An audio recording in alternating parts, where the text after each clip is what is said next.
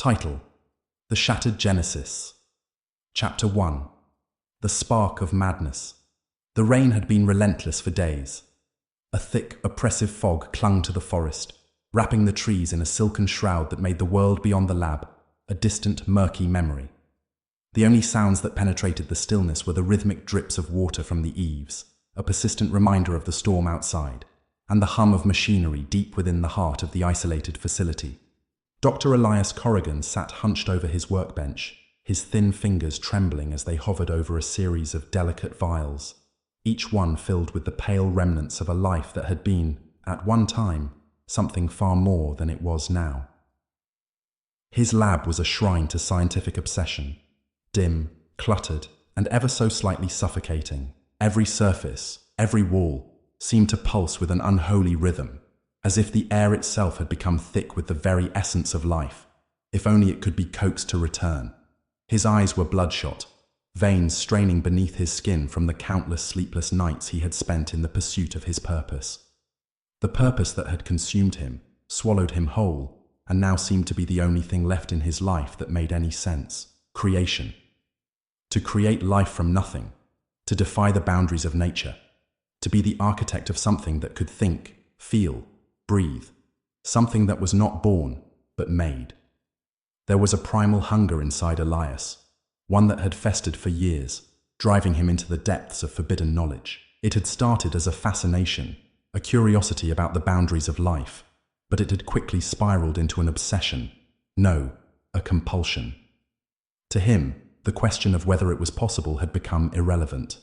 What mattered now was proving it, proving that he could harness the forces of nature, the very pulse of existence, and twist it into something that was his alone. The theories had been sound. He had pored over the great works of scientists before him. Frankenstein, of course, was the most obvious influence. But it was the more obscure texts, those left forgotten in dark corners of academia, that had truly intrigued him. He had read of strange rituals, of alchemical experiments, of ancient practices that blurred the line between life and death. That was where the true power lay. Not in genetics, not in biology, but in something far older, far more dangerous. The ability to manipulate not just the body, but the very essence of existence itself. He had started small: diseases, bacteria, even viruses. Each success had only deepened the hunger, but it was never enough. The failure of the last test still haunted him. One small miscalculation in the genetic coding, and the experiment had collapsed into chaos, its once precious creation reduced to a lifeless mess of cells and blood. That was the moment he had known, truly known, that he was on the edge of something monumental. One more try, he whispered to himself, his voice hoarse, the words almost swallowed by the hum of the lab's machinery. He leaned over the workbench, his heart hammering in his chest as his fingers brushed over the vials in front of him. The mixture was delicate, fragile even. He had spent weeks perfecting it, tweaking the ratios, adding just enough of this, just enough of that, the culmination of years of effort. He had learned to ignore the growing doubts at the back of his mind, the soft whispers of a conscience long since buried. This was what he had to do. This was the only thing that mattered. Elias took a deep breath and uncorked the first vial. The liquid inside was clear, almost unnaturally so, shimmering like the faintest glint of moonlight on water. He felt a sense of satisfaction at its purity, at the perfection of it. Carefully, he poured the liquid into the beaker before him, watching as it swirled, the molecules dancing as if alive. He adjusted the settings on the machine beside him, the one that had taken the place of everything else in his life, the machine that would help him do what no one had dared. He wasn't sure how much time had passed since he first turned it on, but he was certain that, in a few moments, everything would change. He had spent months working on the final stages. He had cultivated the perfect environment for his creation. Dark, cold, sterile. The machine would be the catalyst, the spark that would bring life to the culmination of his work. He had even built in a failsafe in case something went wrong. Not that he thought it would. He stared at the liquid as it settled in the beaker. For a brief moment, he thought he saw something. Just a flicker, a movement within the liquid. But when he blinked, it was gone. Elias felt his pulse quicken. He had done it. The machine began to hum louder, a deep, resonating sound that seemed to vibrate the very air. Elias's hands trembled as he turned the dial, adjusting the power, channeling the energy into the beaker. His breath caught in his throat as he watched, transfixed, as the liquid began to change. First it thickened, coagulating into something dense and dark. Then it started to glow, faintly at first, like the soft pulse of a dying star. And then something else, a shape. It was faint at first, just a shadow within the growing mass of liquid. But then it solidified, became clear. Something was forming. Elias felt his stomach twist, a mixture of exhilaration and dread crawling up his spine. He watched in stunned silence as the shape grew more distinct, more defined. It was humanoid, but something was wrong. Its proportions, its features, they didn't quite fit. The eyes, they were too large, too reflective. The skin, pallid and translucent, stretched over its skeletal frame. Then it moved. The figure's arms twitched, jerking as though the muscles were unfamiliar with the task. Its head snapped toward Elias, and for the first time, he saw it, its eyes. They were vast, empty voids, blacker than the night, reflecting only the dim light of the lab and the flickering glow of the machine. The figure opened its mouth, and for a split second, Elias thought he heard a whisper, a soft, raspy sound that seemed to come from everywhere at once. Elias froze. The machine had done its work. The creation was alive. But what had he created? The figure rose slowly from the table, its limbs creaking like old wood, its movements unnatural. Elias took a hesitant step back, his heart hammering. It stood before him, its height towering over him. And yet, there was something fragile about it, like a thing barely held together by the thinnest thread. A sound escaped Elias's lips, barely a whisper. What? What are you? The figure didn't respond with words.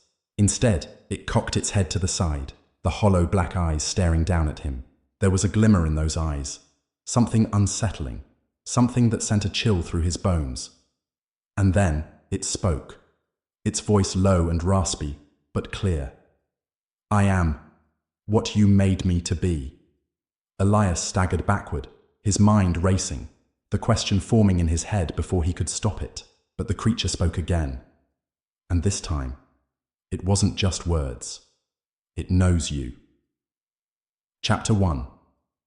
The Spark of Madness. Part 2. Elias stumbled backward, his breath shallow, his heart thundering in his chest. The creature's hollow eyes never left him, a cold, eerie stare that felt like it was burrowing into his very soul. The voice, raspy, distorted, yet somehow coherent, echoed in his mind, a ripple of dread spreading from his chest down to the pit of his stomach. I am what you made me to be, the creature repeated, its voice almost melodic, but far too cold for comfort. Elias blinked, trying to focus, to understand what had just happened.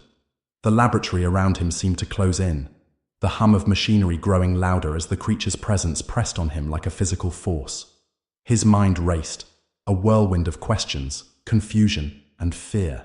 Was it truly alive? Had the spark of life, the one he had so carefully cultivated, been ignited?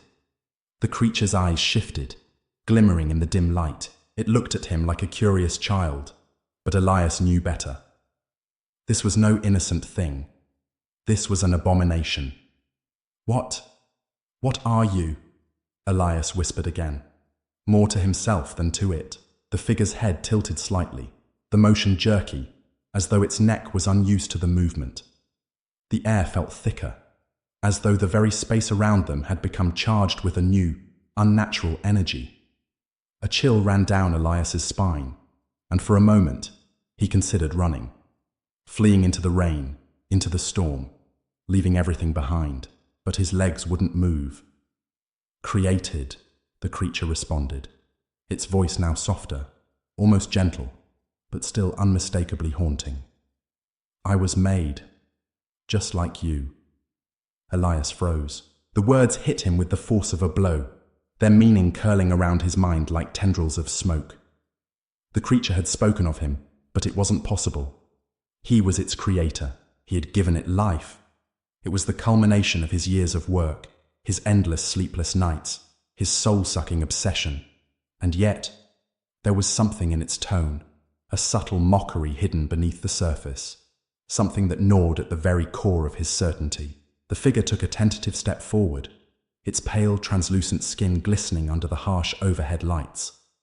Its skeletal limbs clicked with every movement, like dry bones scraping against one another. Elias's breath hitched in his throat as the figure stepped closer, the space between them narrowing with each slow, deliberate motion. "What are you?" Elias asked again, this time with a tremor in his voice that he couldn't conceal. The creature's lips parted, and Elias thought for a split second that it might speak again. But it didn't. Instead, the creature raised one of its long, thin arms, its fingers elongated and frail. The air around him seemed to thicken, heavier now, as though the very atmosphere was shifting, responding to the creature's presence. Before Elias could react, the figure reached out, its fingers brushing against his arm. He recoiled instinctively, but the touch was cold, so cold that it burned his skin, the ice-like chill seeping into his bones. His body reacted faster than his mind, jerking away, but it was too late. The contact had already done its damage. A searing, almost electric jolt ran up his arm, coursing through his veins, shooting through his chest like lightning. His entire body stiffened, locking up as his muscles spasmed in response. His heart raced, blood pounding in his ears. The pain was sharp, brutal, like an icy blade slicing through his flesh. But it was the sensation, the feeling of wrongness that hit him hardest. His vision blurred. His thoughts scrambled. The world around him twisted, flickering like an old film reel. The creature's eyes seemed to stretch wider, its black pupils dilating with a strange kind of hunger as it loomed over him, its face inches from his own. "I am you," it whispered, its voice now chillingly intimate, its breath cold against Elias's skin. "You are nothing but me." The word sent a shock of fear through Elias's chest, but it wasn't just the terror that gripped him. It was the sense of truth that accompanied them. He had created it, yes, but in doing so, had he created something more, something beyond his comprehension? He shook his head violently, trying to clear the fog that seemed to have settled inside his mind.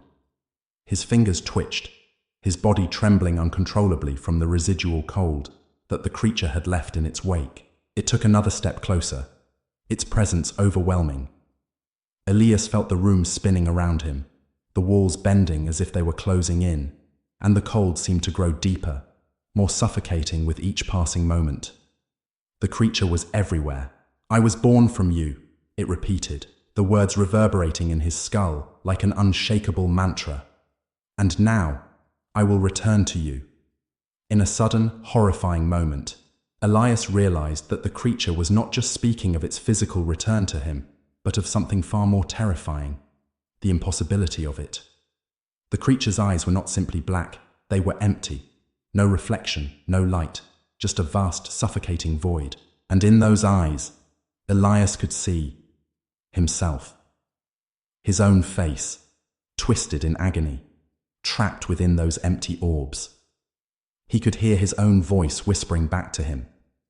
But it was not his voice. It was distorted, like something breaking apart, a sound that made his stomach lurch and his skin crawl. "No," Elias breathed, his voice ragged, his body shaking with the weight of it all. He had done this. He had created this thing, this reflection of himself. But it was wrong. So wrong. A sharp, jagged laugh broke the silence, echoing throughout the room. It was deep, guttural, and filled with a terrible understanding. The sound was foreign, yet it felt like it belonged to him, like it had always been there, just waiting to be unleashed. He staggered back, knocking over a pile of equipment, sending a cascade of glass vials shattering across the floor. The sound of glass breaking seemed to fill the room with a sudden, deafening silence. And then, just as suddenly, the creature lunged. Its movements were impossibly fast, too fast for Elias to react. It grabbed him by the throat, its cold fingers squeezing with a pressure that made the world around him fade. His lungs burned, gasping for air, but it was as though his body had forgotten how to breathe. His vision blurred once more, the creature's face filling his view. Those black, infinite eyes stared into his, unblinking, and for the first time, Elias understood the meaning of true terror. "Do you see?" the creature whispered, its voice now twisted, grotesque, as if it had consumed every scrap of humanity in its being. "You wanted to create, but you cannot escape what you are. I am you, and you are me." Elias's body went limp in the creature's grasp, his limbs heavy as if they no longer belonged to him. His consciousness began to slip, his mind unraveling as the darkness overtook him. For a moment, he heard the distant sound of rain against the windows, the familiar rhythm that had comforted him for so long. But that comfort was fleeting, shattered by the cold, unforgiving grasp of what he had unleashed. And in the deep corners of his mind, a chilling realization sank in. This was only the beginning. Chapter 2. Whispers beneath the skin opening scene. The unseen weight. Elias awoke, or rather became aware, in a place where time had stopped moving. The darkness was thick, but not suffocating. It was like being submerged in an ocean of cold, silent air. He lay still, his body trapped in the weight of it, yet somehow he could feel it pressing against him. It was as if the room itself was alive, breathing, pulsing in slow, agonizing waves. He blinked and turned his head slowly, his limbs stiff from what felt like days of immobility. He was back in his lab, but not quite. The walls, once pristine, were covered in mildew and grime, as if they had endured 100 years of decay. The machines that had once hummed with purpose now stood frozen, their lights dim, their wires frayed and curling like the sinews of some forgotten beast. The air smelled of old paper and something metallic, a tangy scent that burned his nostrils, seeping into his lungs like poison. He could hear it now, a faint rustling, scratching, scraping, coming from the corner of the room. He didn't move. He couldn't. The shadows gathered in that corner, thickening into shapes too indistinct to identify, yet too present to ignore. They whispered his name, their voices merging into a single, incomprehensible murmur. "Elias!" It was a whisper, then a hiss, then a roar, and then, suddenly, silence. He felt a chill run down his spine, his skin prickling with the sensation of eyes watching him from all around. But there was no one there. Nothing. He wasn't sure how long he sat in the dark, his mind numb, trying to make sense of the chaos in his head. It felt like his thoughts were scattering like ashes in the wind, slipping between the cracks of his memories. He had to concentrate. Focus. But then it came again. The voice. "Don't you remember? Don't you know?" Elias's heart stopped. It was the thing he had created, the thing that had once been a whisper in his mind, then a shadow in his lab. It was here, somehow, inside of him, outside of him, everywhere. He blinked again, and when his eyes refocused, the room was different. The shadows had spread, and the walls had moved closer. The lights, once dim, now flickered as though alive with malice. Something was growing inside of him, something wrong. The first encounter. Elias pushed himself to his feet, every muscle aching as though they hadn't been used in far too long. His body moved on its own accord, his instincts dragging him toward the door, though he had no idea where he was going. He didn't even know where he had been. He reached the door, and his hand hovered over the cold metal handle, but as soon as his skin brushed against it, the sound came again, the whispers. But this time, they were louder, sharper, more insistent. "You can't leave." His hand froze. The shadows were gathering again, thick and swarming around his feet, crawling up the walls, closing him in. He stumbled backward, feeling the darkness closing in on him.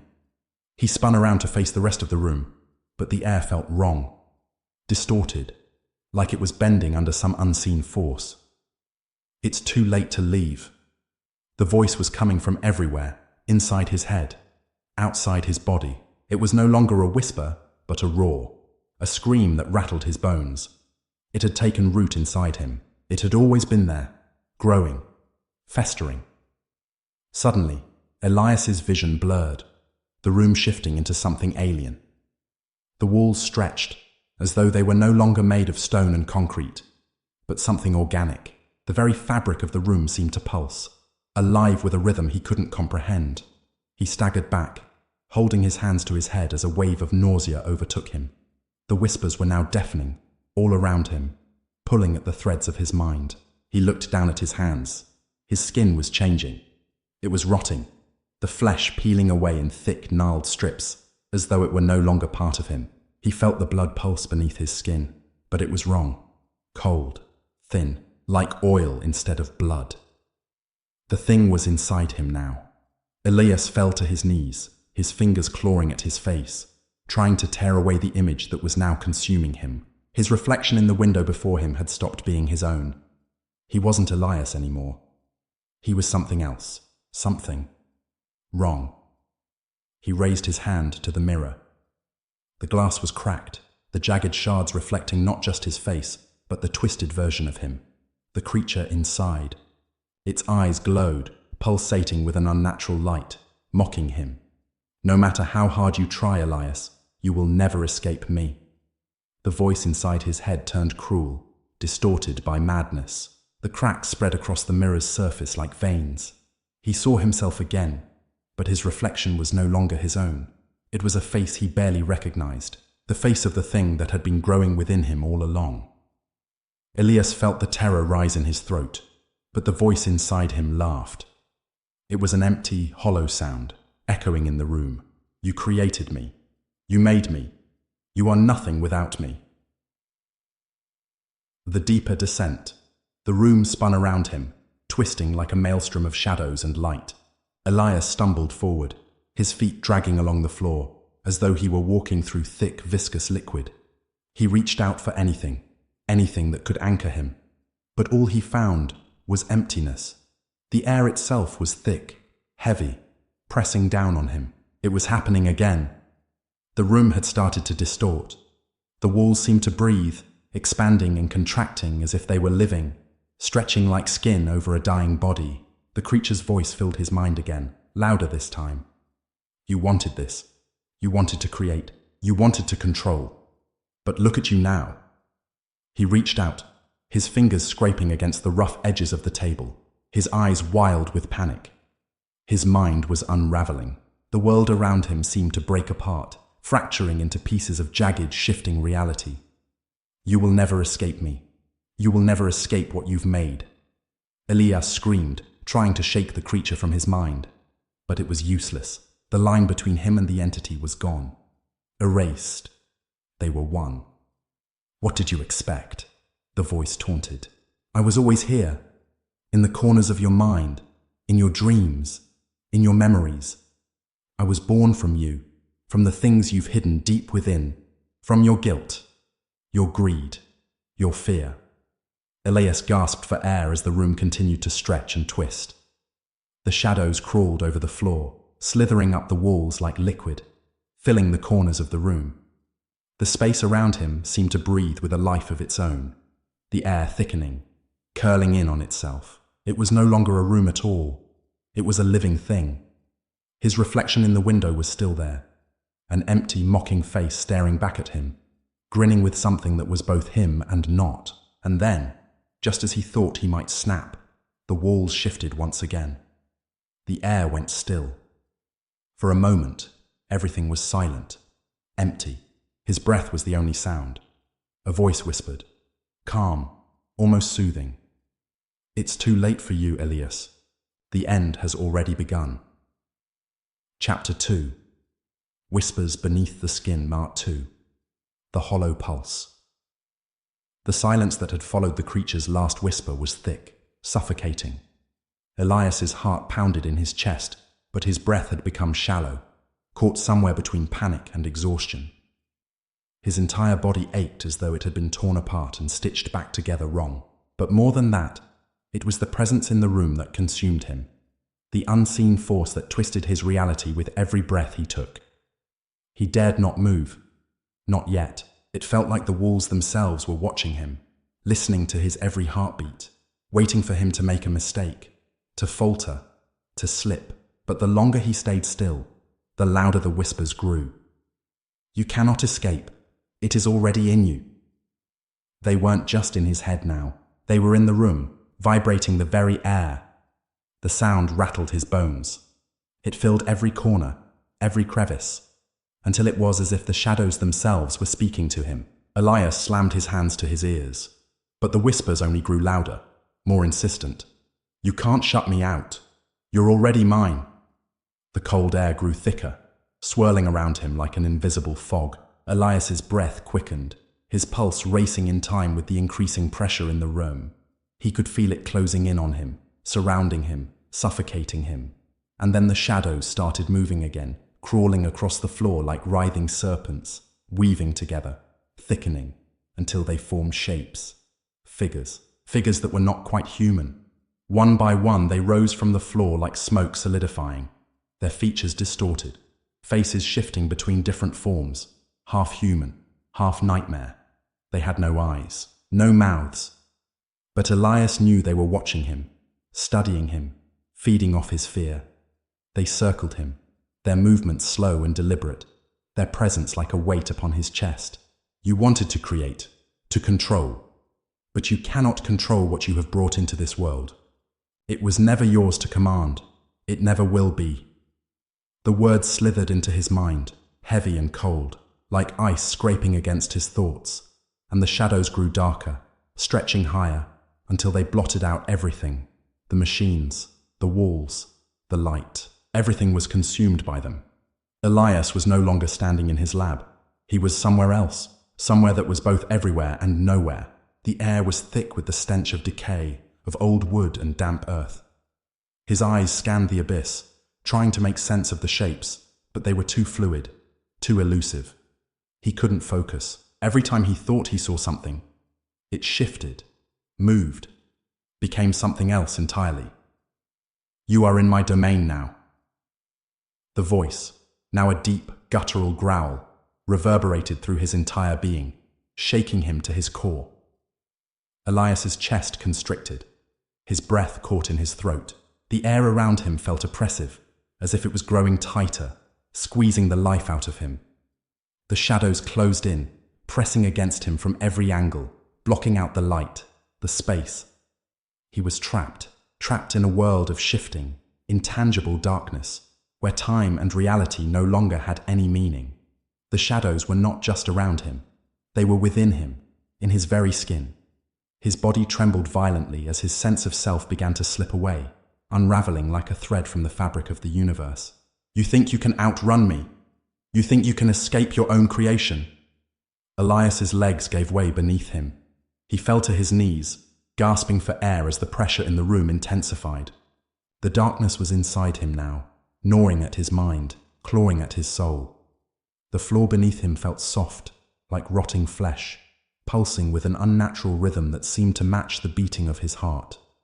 His hands reached out, grasping for something solid, but found only the cold, slick texture of the shadows that surrounded him. I am in you, the voice said, its tone smooth and mocking, as if it were speaking from the deepest recesses of his own mind. You cannot separate us. You never could. Suddenly, a terrible realization hit him like a punch to the stomach. He could feel it. The thing he had created. It was no longer just a product of his imagination, no longer an abstract concept, but something alive, something real. It had always been real. It had always been there, waiting for him to open the door, waiting for him to let it in. The creature had always been inside him, feeding on his thoughts, his desires. It was a part of him now, and no matter how much he tried to reject it, no matter how much he tried to outrun it, it would always find him. It's too late, the voice whispered, softer now, almost soothing. You made me, and now you will be me. Elias's hand trembled as he reached up to touch his face. He could feel it. Something was happening. His skin was warping, shifting, changing beneath his fingertips. The flesh felt cold, unnatural, as if it was no longer his own. He tried to scream, but no sound escaped his lips. His voice was lost in the suffocating darkness, and then the air grew still. For a moment, Elias thought he might be able to breathe again.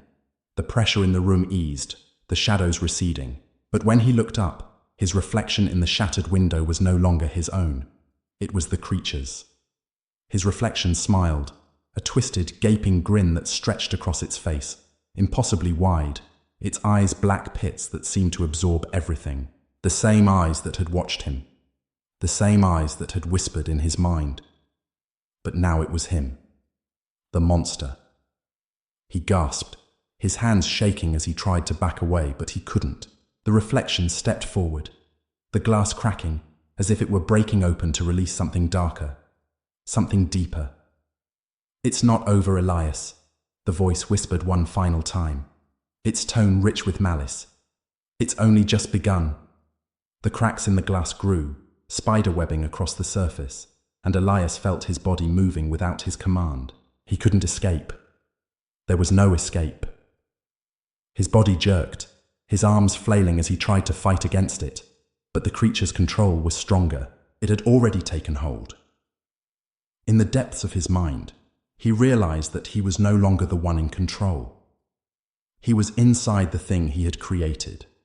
Chapter 3. The Abyss Gazes Back. Elias woke to darkness. The first thing he noticed was the silence. Deep, almost suffocating. He could feel it pressing down on his chest, the stillness of the room around him unnerving. His body was stiff, aching as though he had been lying still for far too long. His eyes snapped open, and for a long, disorienting moment, he could see nothing but the inky blackness of the room. No lights, no shadows, just the weight of the void. The smell was what struck him next.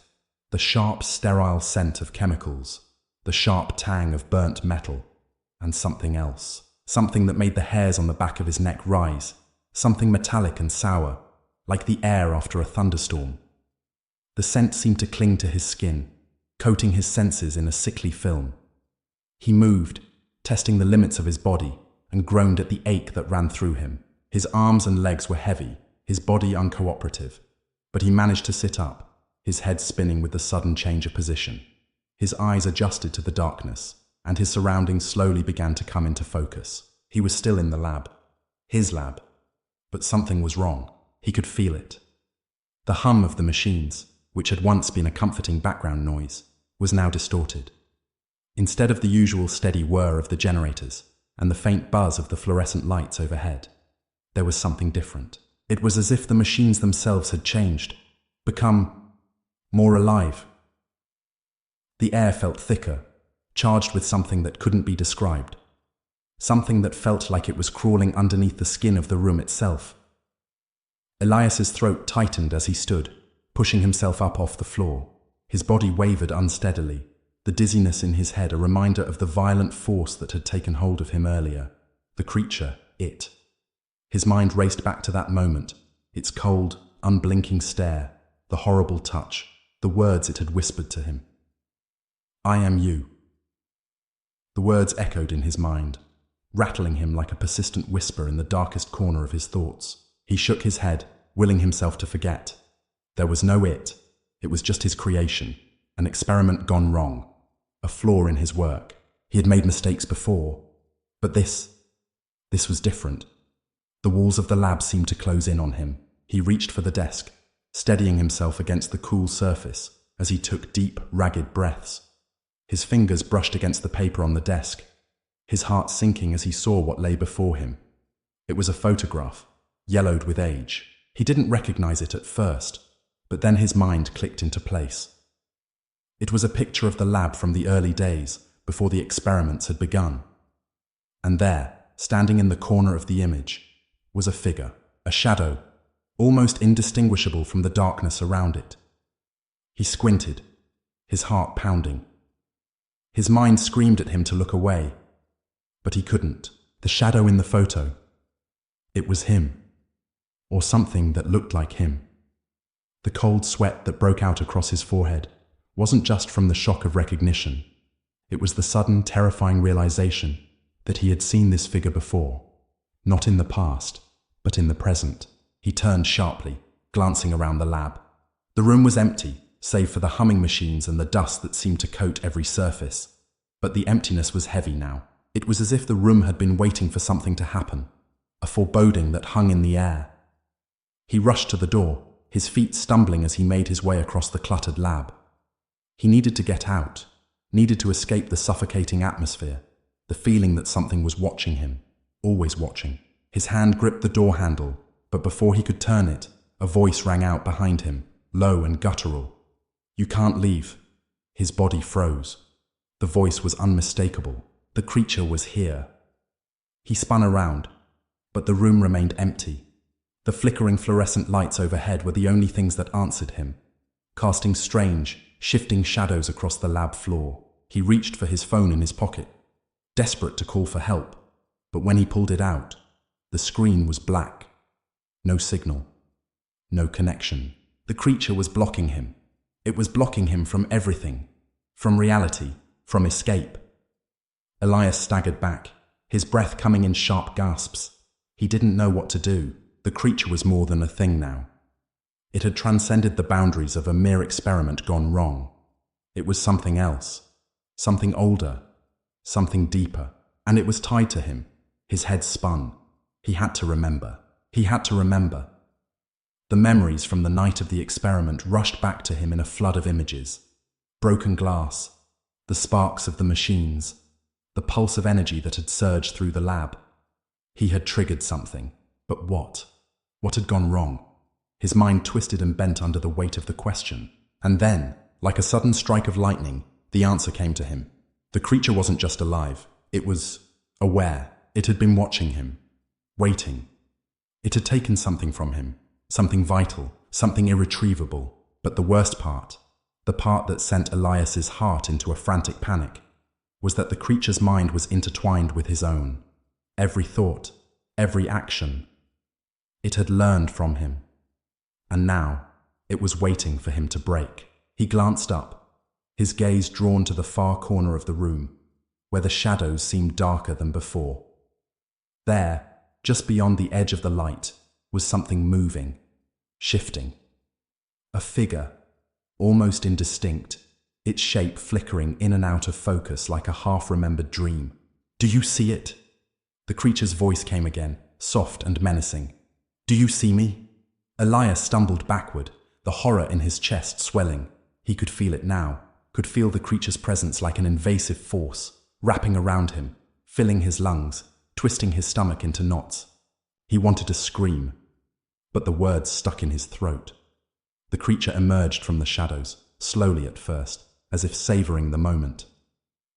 Elias could see its outline now, a hulking figure with eyes that glowed like molten metal. But the worst part was its face, or the lack of it. Its features were distorted, melting into itself, like a piece of clay being stretched beyond recognition. And still, it was his face. He didn't know how or why, but in its twisted form, he could see his own reflection, staring back at him with eyes full of pain, rage, and something darker, something that belonged to the creature and not him.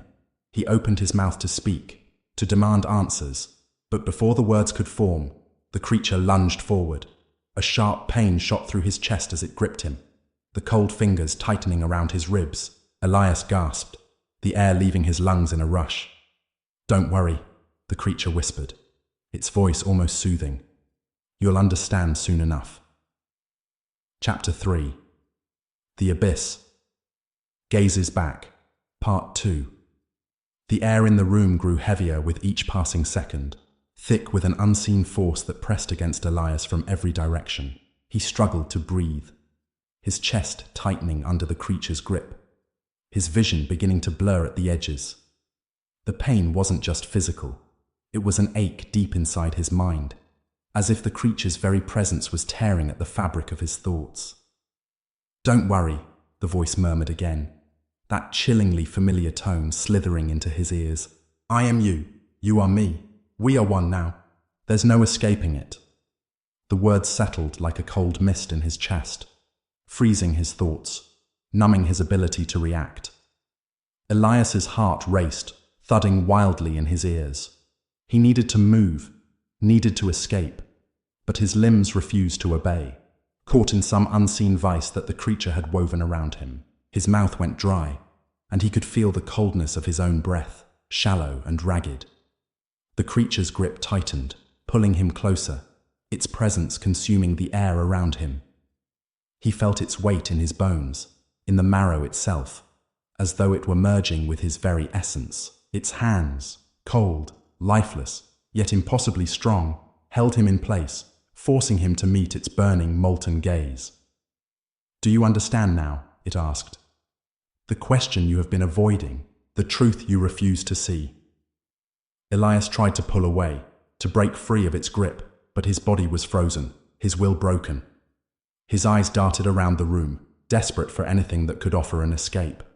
But the lab, once a familiar space, now felt alien, as though the walls themselves had shifted, bending and twisting in unnatural angles, narrowing the space until it seemed to stretch into an endless, suffocating abyss. He looked back at the creature's face, or what had once been his face. The distortion, the fluidity of its features made him sick.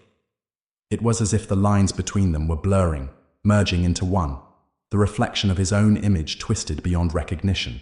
Its mouth twisted into something grotesque, an impossible smile that didn't belong to him, to them. It was a smile of madness, of ruin, of something far darker than Elias had ever imagined. "I created you," Elias whispered, his voice cracking under the weight of his disbelief. He didn't even recognize the sound of his own voice anymore. It was thin, hollow, like a spectre reaching out from a place beyond the living. But I didn't want this. I didn't want to create you."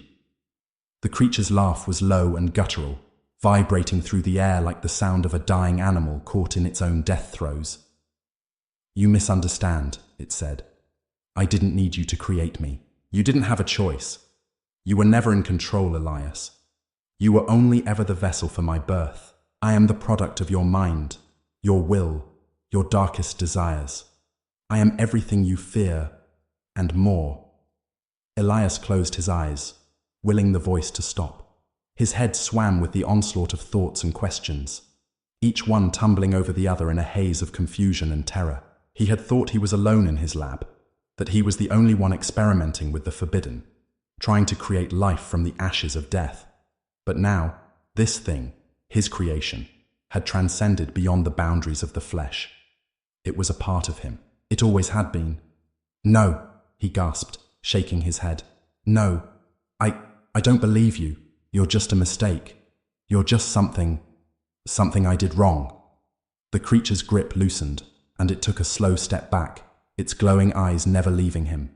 It cocked its head to one side, as if studying him. The expression on its face, if it could even be called that, was mocking, amused by Elias's futile resistance. "That's your problem, Elias," it said softly. "You've always been afraid of your own mistakes, your own flaws. But what if I told you that your mistakes are not errors at all? What if I told you that this is exactly what you wanted?" Elias's stomach churned. The room felt smaller now, suffocating, as if the walls themselves had drawn in closer. He could hear his pulse in his ears, louder, faster. His legs buckled beneath him, and he sank to his knees, trembling. "I never wanted you," he whispered, his voice raw, filled with an emotion he couldn't identify. Fear, regret, loathing. "You were never part of the plan." The creature laughed again, a dark, resonating sound that echoed through the sterile space of the lab. It was a laugh without joy, an empty sound that filled the room with an awful certainty. "You are a fool, Elias," it hissed. "You think you were in control, that you made me by accident. You couldn't stop it, couldn't stop me from coming into existence. You were always meant to create me, to open the door. And now you must face the consequences of what you have unleashed." Elias's vision swam, black spots dancing at the edges of his consciousness. He tried to breathe, to steady himself, but the weight of the creature's presence crushed him further. The air was thick, like water, and every breath he took felt as though he was drowning. The creature stepped forward, its face still a fluid, shifting nightmare of distortion, and reached down, cupping Elias's chin in its cold, unnatural hand. Elias didn't resist. He couldn't. His body was no longer his own. "I am not the monster," the creature whispered. "You are." Elias's mind raced. The memories of the lab flooded back, days of endless work, trying to unlock the mysteries of life and death. He had been so obsessed with his success, with proving that he could create something that would change the world. But now, everything he had worked for, everything he had believed in, felt like ashes in his mouth. His hands were shaking as the creature's words took root, twisting the knife deeper into his soul. "No," Elias whispered, more to himself than to the creature. This isn't me." The creature's lips, if they could even be called lips, curled into a smile, a twisted, malicious grin. "It is you. We are the same." The creature stepped back, vanishing into the shadows that seemed to grow darker around it. Elias was left kneeling on the cold floor, his breath ragged, his mind a storm of confusion and terror. He had created it, and now it was part of him. The horror of the truth settled deep in his chest, suffocating him from the inside out. The creature was still here, somewhere in the shadows, watching, waiting, and it would never leave. Chapter 4. The Unseen Ones. The air in the house had grown thick with something more than dust. It was as if the walls themselves were breathing, exhaling stale secrets from an era long forgotten. The floors creaked underfoot, each step reverberating through the silence like a scream in the void. It wasn't just the house that was changing. It was him. Elliot. He hadn't noticed it at first. The subtle alterations to his perception of reality, the way shadows stretched longer in the corners of his vision, or the whispers that seemed to come from nowhere. Elliot had spent the better part of the evening combing through the house, trying to locate the source of the strange sensations that had been plaguing him since his arrival.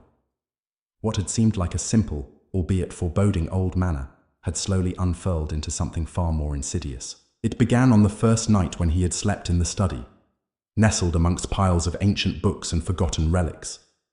He had tried to ignore the flickering lights, the cold spots, and the strange sense of being watched. But that night, in the quiet of the darkened house, he had heard the unmistakable sound of footsteps, slow, deliberate steps that sounded like they were coming closer, closer to where he lay. At first, he thought it was his mind playing tricks on him. But then the footsteps had stopped at the door. He lay frozen, staring at the edge of the door frame, where the faintest sliver of moonlight pierced through the cracks in the thick curtains. The steps had not continued. Instead, there had been silence, a suffocating, all-encompassing silence. Elliot sat up in bed, his heartbeat pounding in his ears. His breath felt shallow, his body slick with sweat. He reached for the light, flicked the switch. Nothing, of course. There was never any power in this house. Only the failing light from the flickering candle on the side table. What came next was a series of events he couldn't explain. A faint scratching at the door. The unmistakable sound of nails dragging across wood. It wasn't an animal, that much he was sure of. There was no way it was an animal. It sounded too deliberate, too intelligent. The scratching continued, dragging on for what felt like hours, but the door never opened. Elliot finally couldn't stand it anymore. He swung his legs over the side of the bed and took a hesitant step toward the door. His hands trembled as they reached for the handle. The door opened with a groan, revealing an empty hallway. The silence had returned, but the air felt heavier, colder. It felt like someone, or something, was watching him from the darkness. He stood there for what seemed like an eternity, his mind racing, his breath shallow. But when nothing further happened, he reluctantly stepped out into the hall. The floorboards creaked beneath him as he moved forward, and the house groaned in response. The candlelight flickered uneasily in his grip as he slowly moved deeper into the shadows. He could almost hear the pulse of the house, thumping like a heartbeat beneath the floor. And then, he saw it. The mirror. It was positioned at the end of the long hallway, nestled between two doorways. The kind of old, full-length mirror that belonged in an aristocratic mansion. Elliot had never noticed it before. In the dim light, the reflection stared back at him, his pale, wide-eyed face looking lost in the darkness. But something was wrong. Behind him in the mirror there was a shadow. It was tall, thinner than any person he had seen, with long, impossibly spindly limbs. Its face was nothing but a black void. a gaping maw of darkness that seemed to eat away at the very light in the room. The shadow's gaze was fixed on Elliot, and he felt his breath catch in his throat. He spun around, but there was nothing there. The hallway was empty, save for the faded wallpaper peeling from the walls. He turned back to the mirror. The shadow was still there. It was closer now. His chest tightened, panic rising within him like bile. He stepped back, eyes locked on the reflection, and as his foot hit the floor, a faint scraping sound echoed from the corner of the hallway. His heart raced. His breath came in ragged gasps. There was someone, coming down the hall toward him. He could hear the faint shuffle of feet dragging across the floor, but he couldn't see anyone. He turned again, his heart pounding in his ears, and fled down the hallway toward the stairs. As he passed the mirror, he dared to look once more. The shadow had reached the frame, its long fingers just brushing the glass. Its mouth stretched open, wide enough to swallow him whole. Suddenly, the air shifted, the temperature dropped. A cold hand gripped his heart, and Elliot's stomach churned violently. His vision blurred, and the world around him seemed to warp, the walls distorting like a funhouse mirror. He didn't know why he was running. He just knew he had to get out. Get out. But where would he go? The house had changed. It was no longer the mansion he had entered just days ago. It was a living thing, pulsating, breathing, waiting for him to unravel its secrets. And it knew what he was, what he had done. Chapter 5. The boundaries of fear. The night had thickened, and the house had become an unyielding labyrinth of shadows. Elliot couldn't remember the last time he'd felt truly alone. Every step he took seemed to echo back at him, the house murmuring in its language, a language he could neither understand nor silence. The walls pressed closer, constricting around him, suffocating the space between breaths. He hadn't slept in days, but his body betrayed him, dragging him into a fog of exhaustion and delirium. Still, he couldn't bring himself to rest, not after what he had seen, not after the reflection in the mirror, not after the shadow that had watched him. He'd thought he'd imagined it at first, perhaps some feverish hallucination, but when he'd returned to the hallway, the mirror had been waiting, reflecting the same twisted figure lurking in the dark. The house had changed, and it wasn't going to stop. It was alive, and it was waiting for him to unravel it. Elliot's heart pounded as he clutched the railing at the top of the staircase, looking down into the yawning blackness below. The house was silent again, too silent, as if it was holding its breath, waiting for something to happen. His feet shuffled on the creaky floorboards, but the sound was swallowed up in the darkness. It was as if the house had grown mute. A strange compulsion pulled him downward. He didn't know why he was going to the basement. The idea of descending into the depths of this cursed house should have terrified him. But it wasn't fear that gripped him now. It was something darker, something far more insidious. It was the pull of curiosity. The basement door was ajar, a small sliver of light spilling out from within, as though the house itself were beckoning him. Elliot took a hesitant step forward, the weight of his own dread bearing down on him. But his legs refused to stop. He passed through the doorway and descended into the murky gloom below. The basement smelled of rot, dampness, and something far worse, something metallic, like blood. It was the scent of decay, the smell of the dead. The moment he stepped inside, the temperature seemed to drop.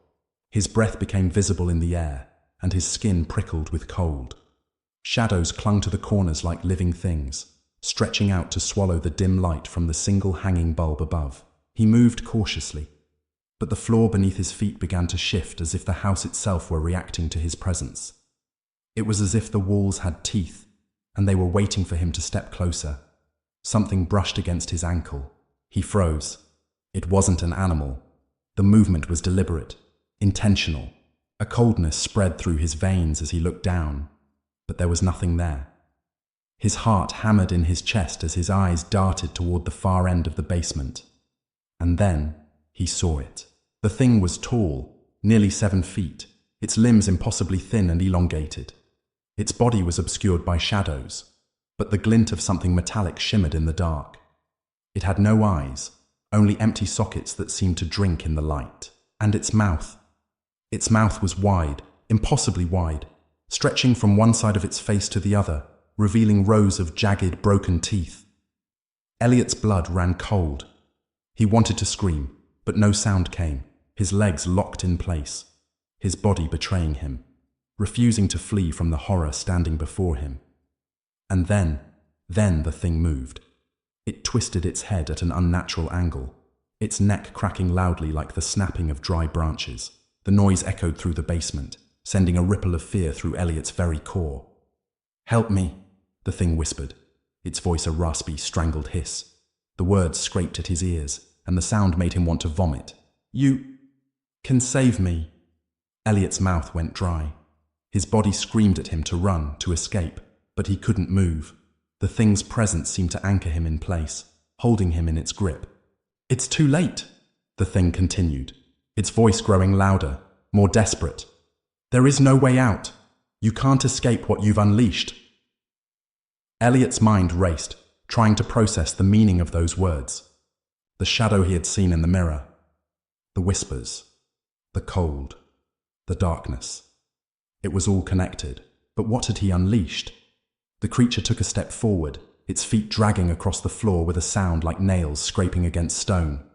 Elliot felt the ground beneath him tremble, as if the house were beginning to wake. He snapped back to reality. Unleash? What does it mean? Before he could react, the creature lunged at him, its hand shooting out, grasping his arm with a grip that felt like cold iron. And then there was a voice not his own, but familiar, a voice from his past. "Elliot, help me." He felt himself being pulled back into the depths of the house, the light fading with every step. His knees buckled, but the hand didn't let go. The voice. He knew that voice. It was a name from long ago, one he had buried deep. But the house wasn't finished with him yet.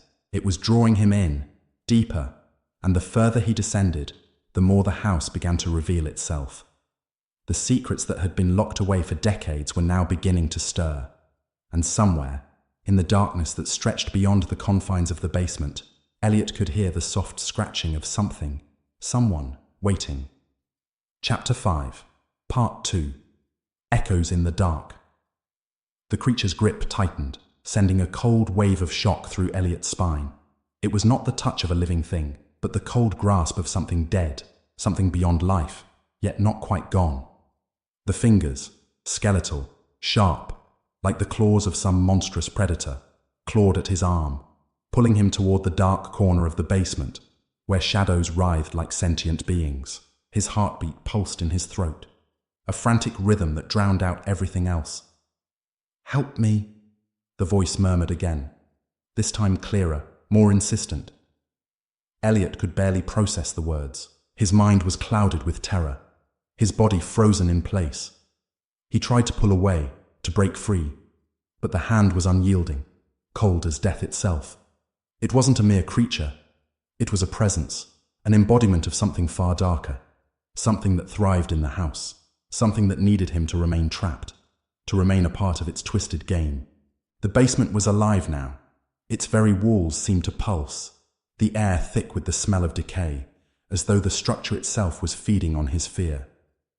The concrete beneath his feet began to rumble, soft at first, like the growl of some slumbering beast. Then the floor cracked open in jagged lines, revealing a pit that seemed to go on forever. From the depths of that void, faint whispers rose, a chorus of voices, muffled and distorted. "You can't run from what you've called forth," the voice of the creature rasped, its form shifting in the dim light. Its eyes, if they could even be called eyes, burned with an unnatural dark flame, flickering like the last embers of a dying fire. "It's inside you now. You've invited it." "What have I done?" Elliot gasped, his breath coming in shallow bursts, as if the air itself was thickening, suffocating him. "You opened the door." Elliot's thoughts whirled. The door. He had thought it was nothing more than a metaphor, a cryptic warning left by those who had lived here before. But now he could hear it, the distant echo of a door creaking open, of a world beyond the confines of reality pressing in, eager to claim him. A sudden force yanked at his legs, pulling him toward the dark pit in the floor. He kicked, struggled, but it was useless. Whatever force was behind the pull was insurmountable. His body began to tilt forward, his feet leaving the ground as the pit widened before him, revealing swirling darkness, an endless void that seemed to devour all light, all hope. The creature's hand pulled him closer. Its breath, if it could be called breath, was cold and foul, like the stench of something rotting deep beneath the earth. Elliot fought with every ounce of strength, but it was like fighting against a tidal wave. The force, the darkness, the creature. It was all too much. The darkness at the bottom of the pit beckoned him, promising release. But at what cost? And then, the voice came again, familiar, comforting, yet laced with a sickening sorrow. Elliot, don't you remember me? The voice of a woman. His mind exploded with a sudden rush of memory. A face, a name blurred in his mind. No, it can't be. It was her. It was Lena. But how? Lena was gone. She had been gone for years. Gone, lost, and buried in the ashes of a past Elliot had fought so hard to forget. Her death was a wound in his memory, something he couldn't let surface. But now it was clawing its way out, the truth coming back to suffocate him. Lena, Elliot breathed, his voice trembling with disbelief. I'm sorry, the voice echoed. And this time, it wasn't the creature speaking. It was her. It was as though the very air in the basement vibrated with her presence. I never meant for this to happen. The realization hit him with the force of a freight train. The house wasn't just haunted by something unnatural. It was haunted by her too. The same Lena who had vanished without a trace, whose disappearance had haunted him for years. The same Lena whose face now appeared in the very darkness he had sought to escape. But why? Why was she here now? And what did it have to do with this forsaken house? You were always meant to find it, the creature hissed, its voice now impossibly close, as if it had wormed its way into Elliot's very mind. You were always meant to bring it back. No, Elliot whispered in horror, struggling against the invisible forces that were binding him to the house. No, I didn't bring it back. The ground shook beneath him again, and this time it was not the house moving. It was something else, something in the pit, something alive. Elliot's chest tightened as the voice of Lena, now twisted and mournful, filled the space around him. It was always here, Elliot, in the walls, in the very air you breathe. All of it was waiting for the right moment. For you. The truth began to claw its way to the surface. The house, this cursed, forsaken thing, was not merely a building.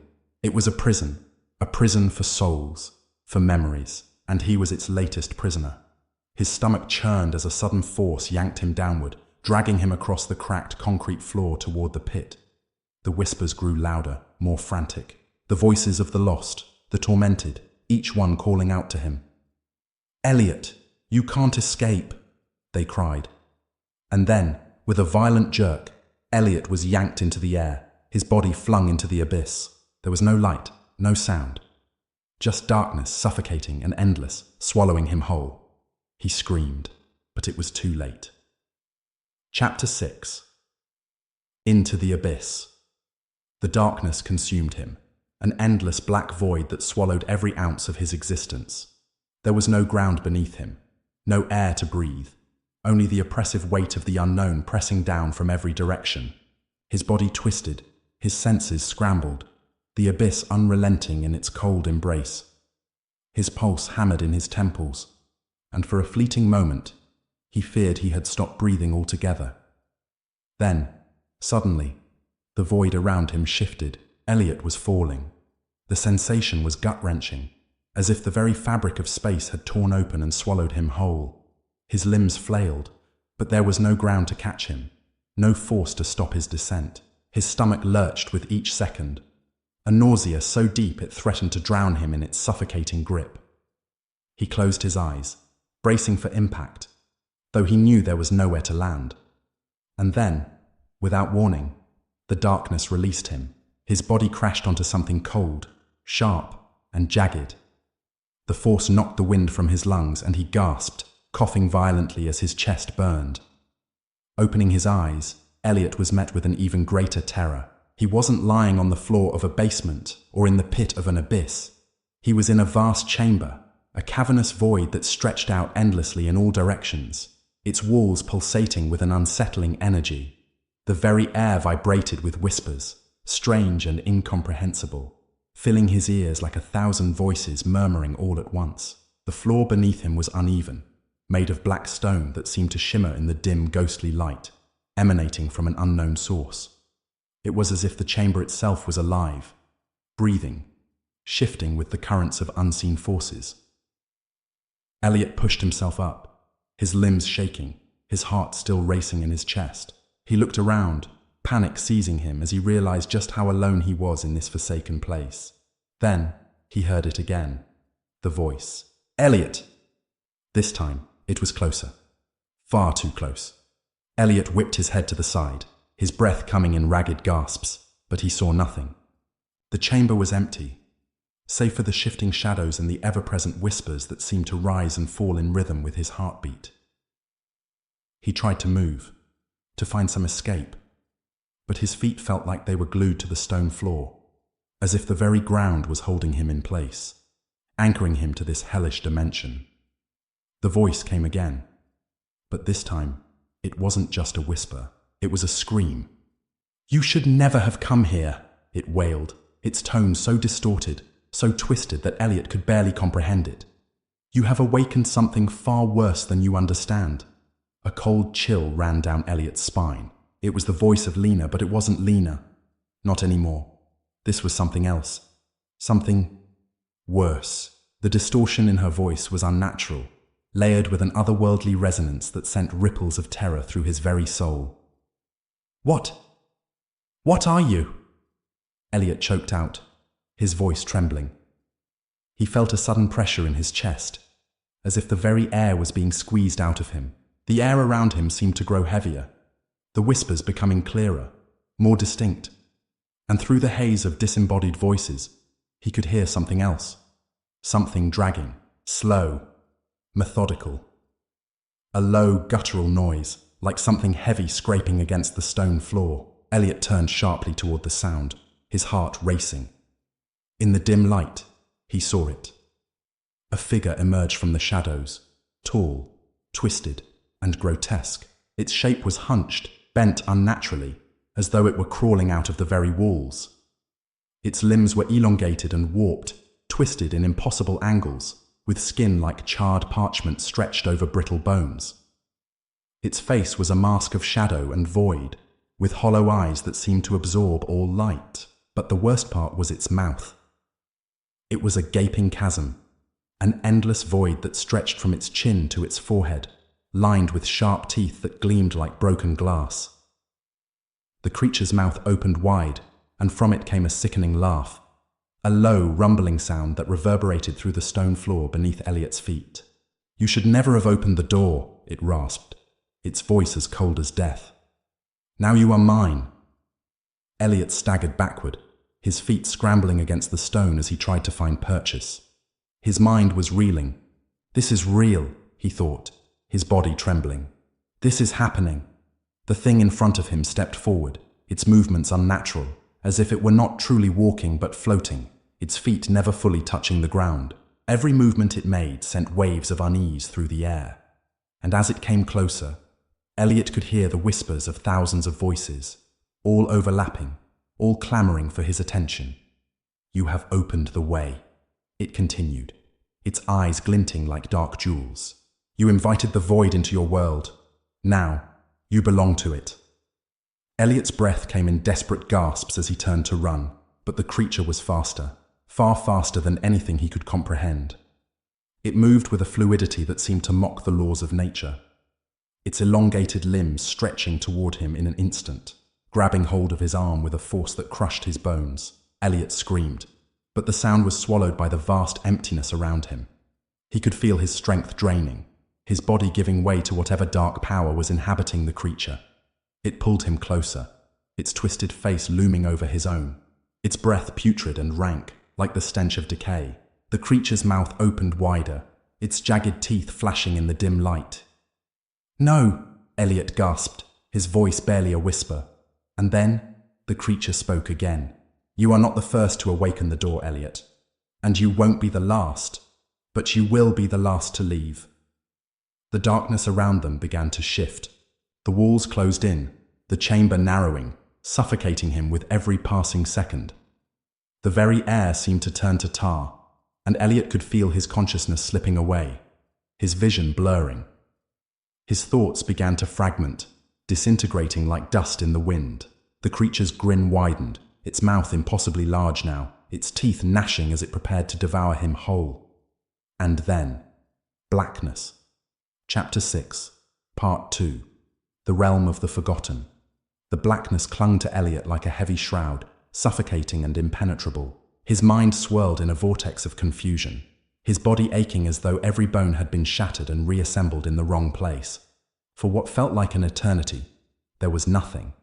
No sound, no light, only the unbearable weight of the void pressing down on him.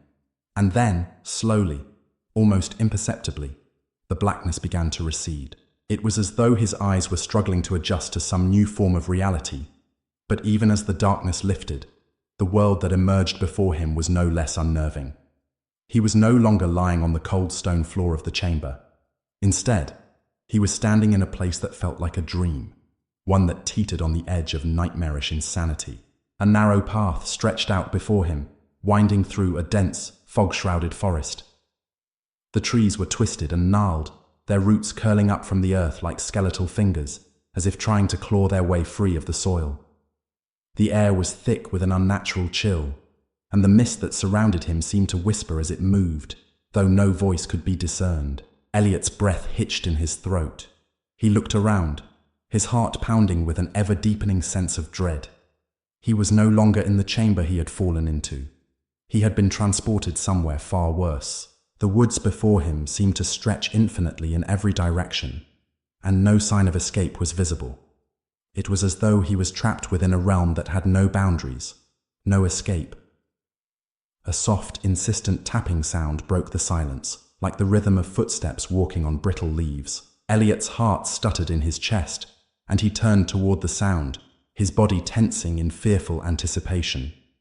The fog was so thick that he could hardly see more than a few feet in front of him, but the sense of something, someone, watching him was undeniable. Suddenly, a shape emerged from the mist. At first, it appeared to be a shadow, its outline vague and indistinct. But as it drew closer, Elliot's breath caught in his throat. It was a figure, a woman, tall and cloaked in a flowing white gown. Her face was obscured by a veil, but her posture was unnervingly still, as though she were waiting for him, or perhaps for something else. Elliot's mouth went dry, and for a moment, he wasn't sure whether he was awake or lost within a waking dream. But then she spoke, her voice a soft murmur that cut through the silence like a blade. "You have come to the crossroads," she whispered. "The price has been paid, but the road ahead is not one you can walk without sacrifice." Elliot took a cautious step back, his heart racing. "Who are you?"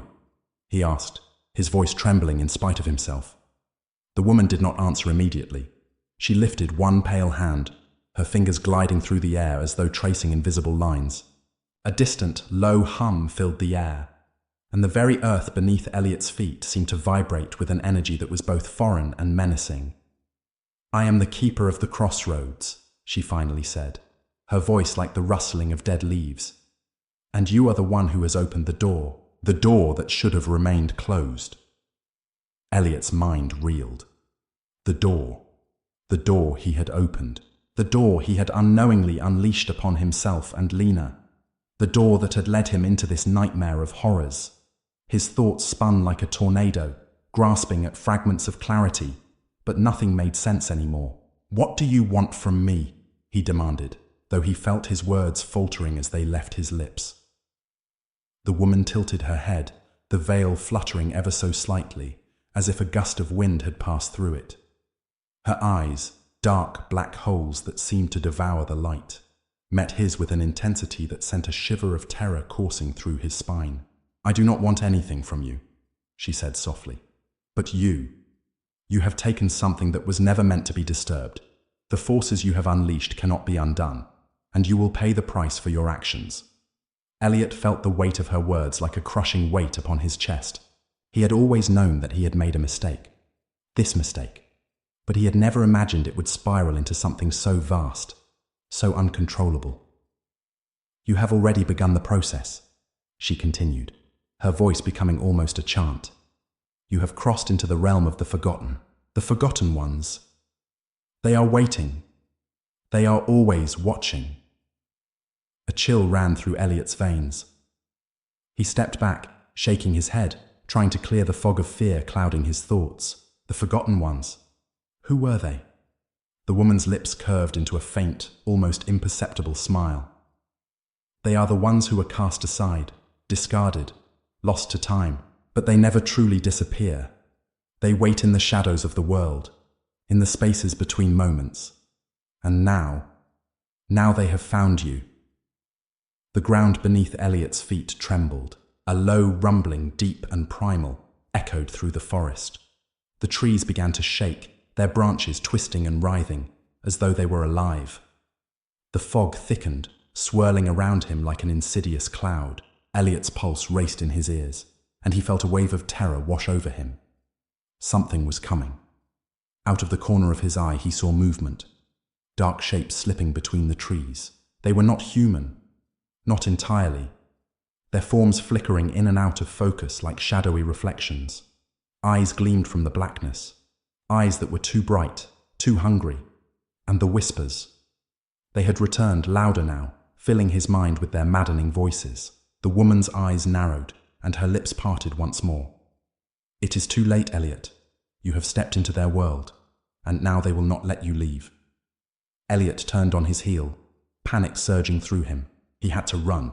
There was no time to think. He had to escape. But no matter where he turned, the shadows closed in. The voices growing louder. The pressure on his chest tightening until he couldn't breathe. The woman's voice was the last thing he heard before the darkness consumed him once again. "The price has been paid, Elliot." Chapter 7. The Forgotten Ones. The fog was suffocating. It clung to Elliot's skin like a damp shroud, its cold fingers reaching beneath his clothes, sending chills deep into his bones. He staggered through the darkness, his breath shallow, each inhale seeming to fill him with a cold dread that was impossible to shake. The trees around him loomed like monstrous figures, twisted and gnarled, their branches clawing at the air in slow, deliberate motions. The forest was alive, but not in any way Elliot understood. It was something ancient, something twisted and malevolent. Every step he took felt wrong, as though the very earth beneath him was shifting and warping in response to his presence. The path, if it could even be called that, wound and twisted in ways that defied logic. It was as though the world itself was rearranging itself, playing tricks on his mind. Elliot's pulse raced as his thoughts churned in panic. He had to find a way out. He had to escape this place, the realm of the forgotten, as the woman had called it. But there was no sign of any exit, no way back to the world he knew. The more he moved, the deeper he seemed to sink into the fog. The further he walked, the more the whispers around him grew. "They are always watching." He clutched his head, pressing his palms against his temples as if to block out the maddening voices. They were whispers at first, soft and distant, like an indistinct hum at the back of his mind. But now they were clearer, louder. "You shouldn't have come. You shouldn't have opened that door." His eyes darted around the darkness, the oppressive silence between the whispers amplifying the terror clawing at his chest. The path stretched endlessly before him, the mist crawling at his feet like a living thing, as though trying to drag him down into the earth. And then, a movement, a flicker of something, someone, darting through the trees. Elliot froze. His heart skipped a beat as his breath caught in his throat. He wasn't alone. A figure, taller than a man, hunched low, its body shifting unnaturally between the shadows, approached from the far side of the trees. Its form was indistinct, cloaked in layers of dark fabric, its face hidden beneath a twisted mask. It did not move like a person, but more like a shadow that had come to life, an extension of the forest itself. It was the first time Elliot had seen anything in this place that resembled a person. But this thing was no person. It was something far worse. The figure stopped just beyond the mist, its eyes gleaming through the slits of its mask. There was no movement, no indication that it had even noticed him, until a voice, cold and hollow, sliced through the air. "You've come to the crossroads." Elliot's breath hitched. Not again. The voice, that voice, was familiar. It was the same as the woman's voice from before, the keeper of the crossroads. But this was different. This voice was colder, more detached, more hollow. "You have trespassed, child, and now you must pay the price." Elliot's body tensed, adrenaline coursing through his veins. He needed to run, but his legs felt like they were cemented to the ground. His vision blurred, a sickly dizziness washing over him. Every instinct in his body screamed at him to turn and flee, but he couldn't. Something was holding him in place, a force beyond his control. The figure moved closer. Its footsteps were silent, like the world itself refused to acknowledge its presence. But the air grew colder with each step it took. The mist parted slightly as it came forward, revealing more of its form. Elliot's pulse thundered in his ears. He could feel his body trembling, but he couldn't look away. The creature's eyes, those eyes, burned into his soul, pulling at him, dragging him deeper into the fog, deeper into the shadows. And then, in a flash of cold realization, Elliot knew the figure wasn't just a part of this realm. It was a guard, a keeper of the forgotten ones. It was part of the very fabric of this place, a being created to watch over the realm of the lost souls. "You are a trespasser, and all trespassers must pay," the figure intoned. Its voice was a slow, mechanical rasp, as if it was struggling to speak words that it was not meant to utter. Elliot's heart pounded, his head spinning with the weight of the words. He had no time to think, no time to make sense of the situation.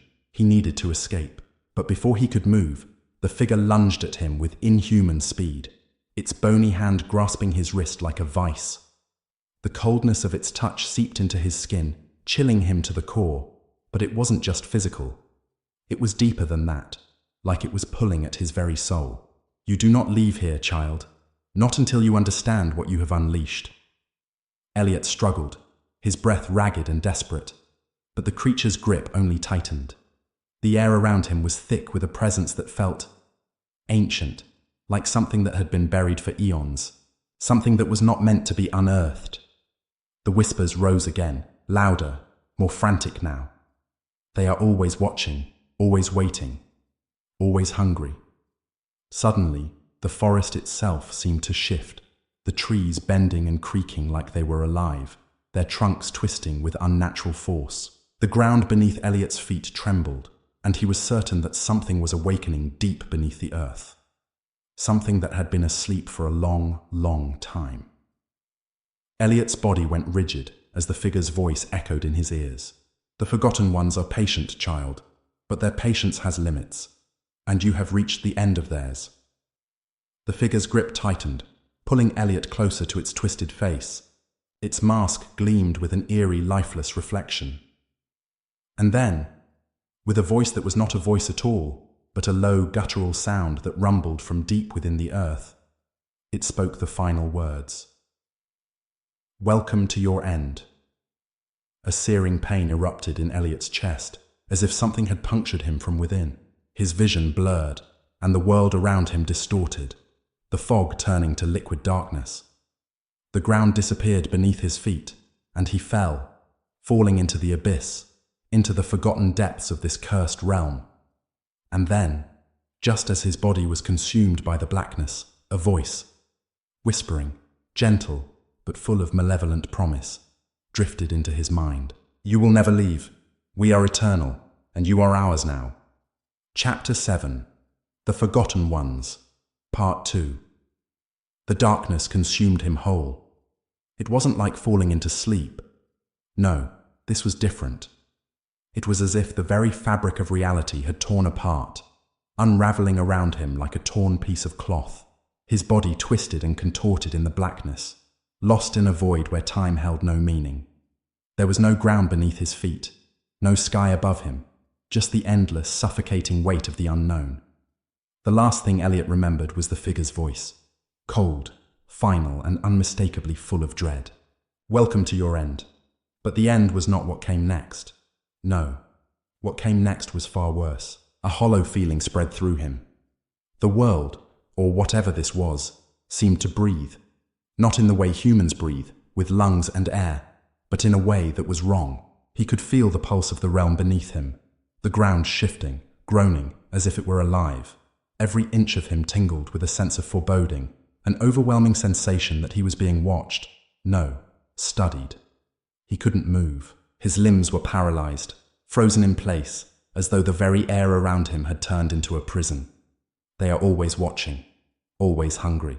The voice echoed in his mind again, distant but close. It surrounded him, creeping into his very thoughts, suffocating him from the inside out. The whispers of the forgotten ones had begun, filling the air with a strange rhythm, as if the voices were not a singular chorus, but a cacophony of suffering that had existed for eternity. But Elliot was not alone. No, that would have been a mercy, a slight fleeting comfort amidst the horror. In the suffocating darkness, something moved, something far worse than any spectre he could have imagined.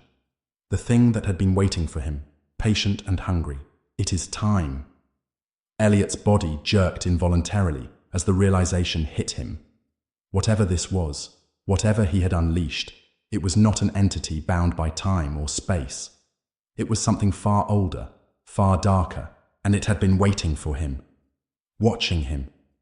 Suddenly a light flickered in the distance. At first it seemed to be nothing more than a glimmer, a brief and fragile spark in the pitch-black abyss. But as it grew, Elliot's eyes widened in disbelief. The light wasn't a beacon of salvation. No, it was a trap. It was the face of fear. The light swelled and twisted, distorting into shapes that flickered in and out of focus. Faces, hundreds of them, morphed in the light's pulsating glow. Their eyes were wide, vacant, hollow. Their mouths were open, but no sound came from them. They were screaming, but the screams never reached him. They were trapped, just like him, in this eternal moment of agony, and at the center of it all, the face, the true face, emerged. It was monstrous, grotesque, a twisted fusion of human features and something else, something inhuman. Its skin was pale and stretched too tight, its eyes sunken into deep hollow sockets. Its smile was jagged, far too wide, revealing rows of teeth too sharp and too many. And its breath, it smelled of decay, of death, of centuries of rot. The face of fear watched him, its eyes gleaming with malice. And for a brief moment, Elliot could feel it inside him. It was not just seeing him. It was scraping the walls of his mind, digging into his memories and fears, pulling them into the void. His thoughts, his deepest, most personal thoughts, began to unravel, peeled away like layers of skin. This wasn't a manifestation of his fears. This was fear, distilled, pure and ancient. Elliot's body spasmed, his breath shallow and ragged.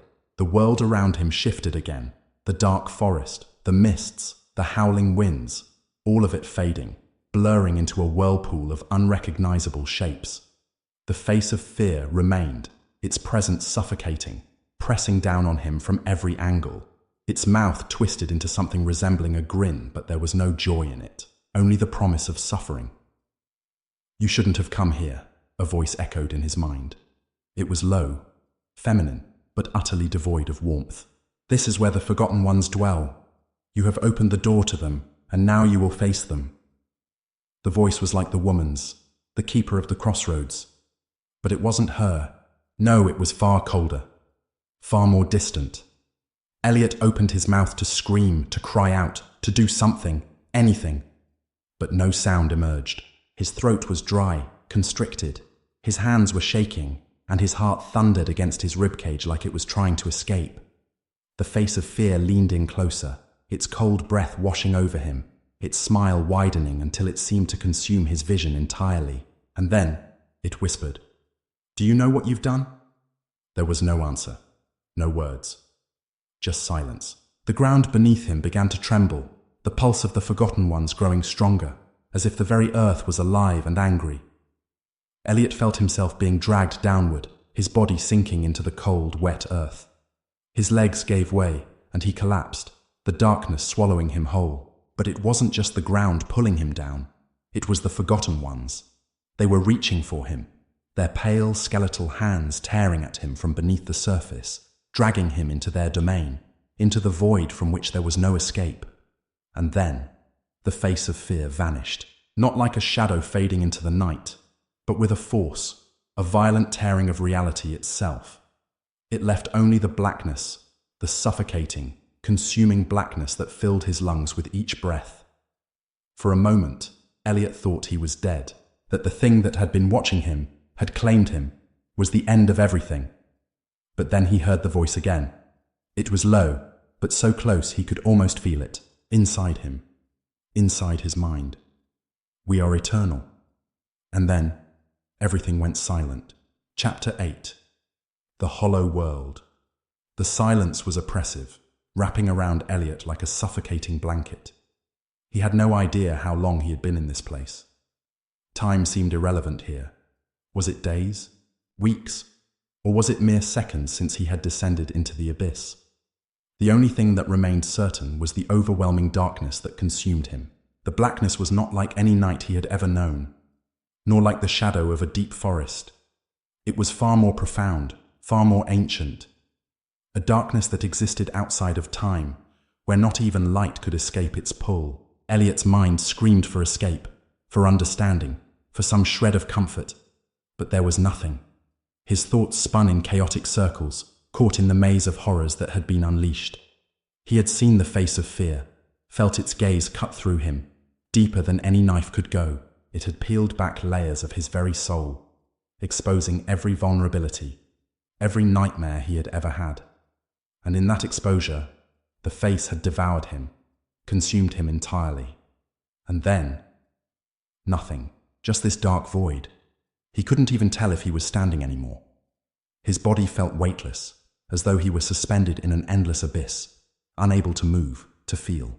It was the sensation of drowning, without the water. The pressure on his chest was suffocating, pushing him down deeper, faster into the unseen depths.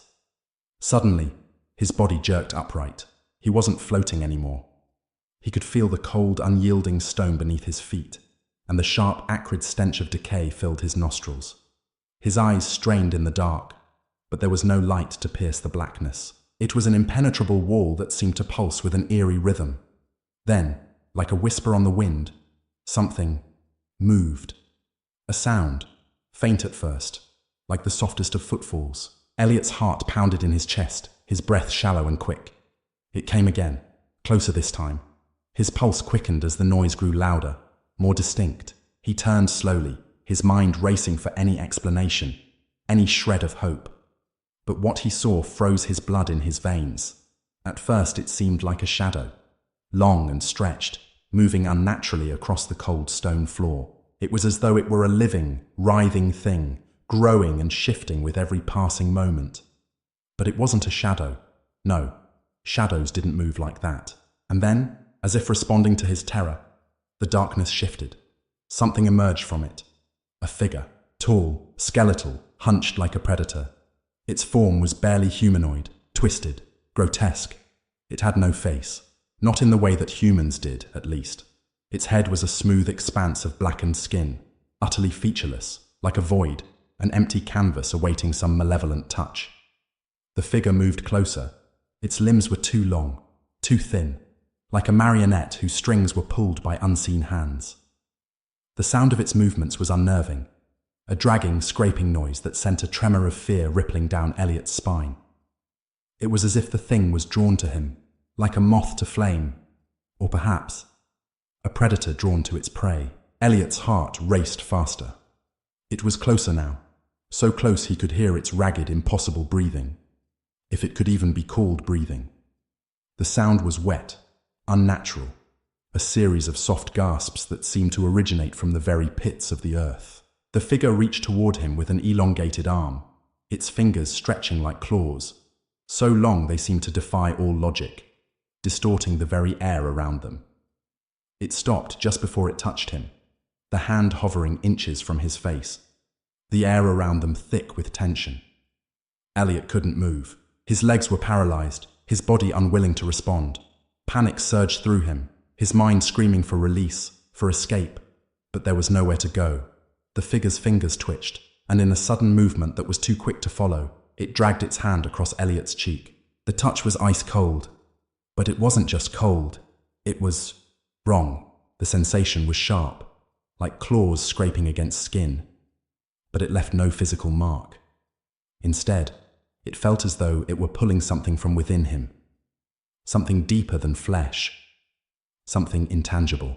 The figure stepped back, and Elliot gasped as a sickening realization dawned on him. It wasn't trying to hurt him. No, it was feeding on him. Feeding on his fear, his memories, his soul. He opened his mouth to scream, but no sound came out. The pressure in his chest intensified, and for a moment, it felt as though his ribs would crack under the weight of it. The figure moved again, but this time it wasn't close enough to touch him. No, it was circling, its movements slow, deliberate. Elliot couldn't see its face, if it even had one. It was like an embodiment of emptiness, a living void. And then there was another sound. A low, distant hum, like a faint melody playing from far off. The figure stopped, its head tilted slightly, as though listening to the sound, its unnatural movements pausing. What was that? The humming grew louder, clearer now, a sound filled with sorrow, with despair. It was a tune Elliot knew. He couldn't place it at first, but then it hit him like a thunderclap. It was the lullaby his mother used to sing to him when he was a child. He could hear her voice so clearly in his mind, the notes haunting and soft, wrapping around him like a fog. But there was something twisted about it now. Something broken in the melody. The harmony had cracked, and the sound was laced with sorrow and rage, unrelenting, ancient. Elliot turned toward the sound, his body moving before his mind could catch up. His eyes scanned the darkness, but he saw nothing. Only the same shifting shadows, the same endless blackness. But the sound, it was real. It was drawing closer, pulling him in. The figure continued to circle him, its every movement an eerie dance. As it came closer again, Elliot felt the pull, that undeniable compulsion to follow the song. It wasn't like his feet were in control anymore. His body, still frozen by the cold of fear, seemed to move on its own, urged by something far older than him, far more powerful. The song was growing louder. It was everywhere now, in his mind, in his ears, in the very fabric of this place. The lullaby was calling to him. No, not just calling, but commanding him. And then, Elliot realized the truth. It was not just a song. It was a trap woven into the very fabric of this realm, crafted to ensnare those who dared to listen. A lullaby of madness, designed to draw the lost and broken into eternal sleep. As the song reached its final note, Elliot's mind shattered. Chapter 8. The Hollow World, Part 2. Elliot stumbled forward, every movement an instinctive pull towards the echoing lullaby. It wasn't the melody itself that held him captive, but the weight of its ancient, agonizing rhythm, like a rope pulling him ever closer to the edge of a vast empty chasm. His eyes strained in the darkness, but nothing made sense anymore. The world was a distortion, a space warped by some malevolent force, a place where even reality seemed to buckle under the pressure of the unknown. The air was thick with the scent of damp earth and something worse, something metallic, like blood, but not quite right. The taste of iron lingered on the back of his tongue, cloying, almost sickening. The figure, a gaunt and haunting spectre that had been circling him moments ago, was gone now. Its presence had melted into the shadows, slipping away like a forgotten nightmare, leaving only the memory of its chilling stare. Elliot could still feel the imprint of those dark eyes on his soul, though, like a brand that would never fade. No matter where you go, I will find you. The words echoed in his mind, though no voice had spoken them. They were his own thoughts, yes, but they had a quality to them that felt foreign, unnatural. Elliot shook his head, his fingers clutching at his temples as he tried to clear the fog that had descended over his mind. Focus. Focus. He forced his eyes forward, his feet dragging beneath him. But the further he went, the less the landscape made sense. The ground beneath his feet was uneven, cracked, like something had been tearing at the fabric of this place for eons. And then there were the walls, if they could even be called walls. They loomed around him, shifting in and out of focus, like the ruins of a long-abandoned structure, but they were far too organic, too fluid to be real. The stone beneath his fingertips when he reached out was cold and damp, yet pulsed with a strange warmth, as though the walls themselves were breathing, alive in some unfathomable way. It wasn't just the walls that had begun to shift. The very air itself seemed to breathe, thick with some hidden force that made the hairs on the back of his neck rise. The deeper Elliot ventured, the more the landscape warped and undulated around him, as if the very space were aware of his presence. And then, he saw it. A flicker of movement, a distortion in the corner of his vision, a shadow shifting where shadows shouldn't exist. He turned sharply, his heart hammering in his chest. There, at the edge of his vision, was a figure. It was small, too small to be human, and yet there was something disturbingly human about it. It was hunched, its body twitching erratically as it moved closer to him. Its face, if one could even call it that, was a grotesque mask of pale, sickly skin stretched taut over its skull. Its eyes, wide and empty, glowed faintly in the darkness, and a crooked grin, impossibly wide, split its face open. The creature's mouth was filled with rows of jagged teeth, sharp and yellowed like those of a predator that hadn't seen daylight in centuries. It moved toward him with a jerky, mechanical grace, its hands swiping the air like a blind animal searching for its next victim. Elliot could hear its breath, a ragged, wet sound, as if it were struggling to draw air into lungs long since collapsed. With a sudden, terrifying screech, the creature lunged forward, its hands outstretched, claws gleaming in the dim light.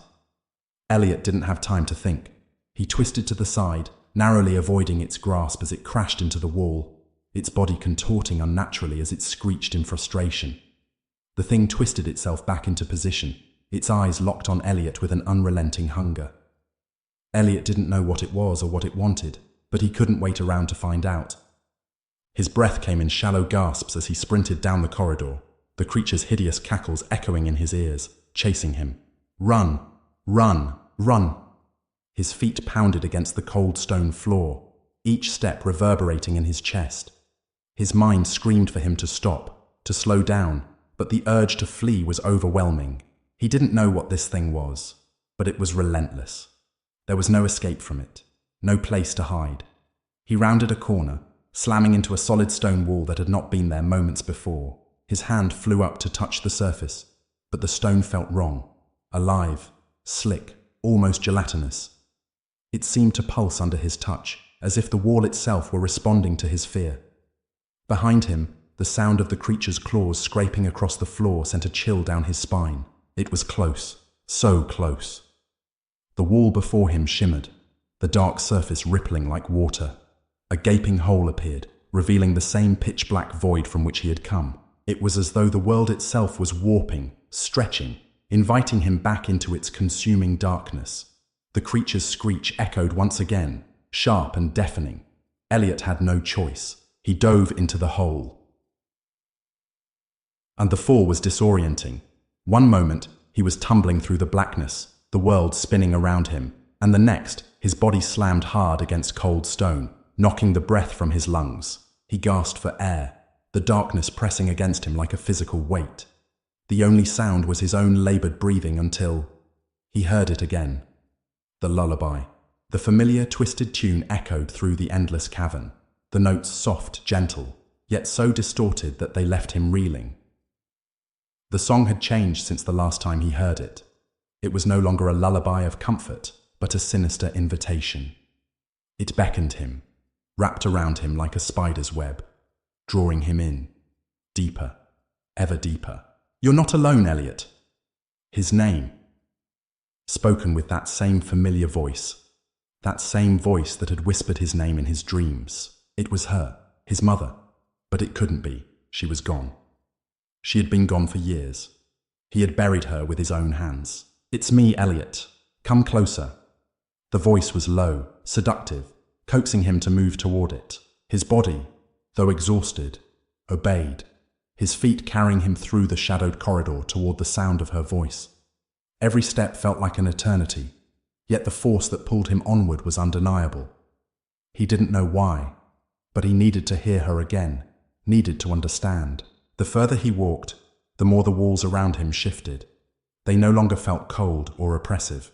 They felt like a cocoon, wrapping him in something familiar, something safe. The stone turned to fabric, soft and pliant, then to the scent of fresh flowers, blooming in the endless night.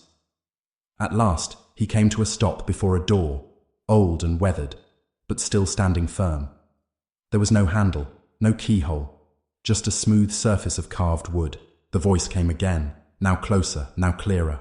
"Open it, Elliot. You know it's time." With trembling hands, he placed his palm against the door, and it swung open effortlessly, revealing a scene that made his blood run cold. It was a room he knew well, a room from his childhood. The walls were painted in soft pastels, the furniture worn and familiar.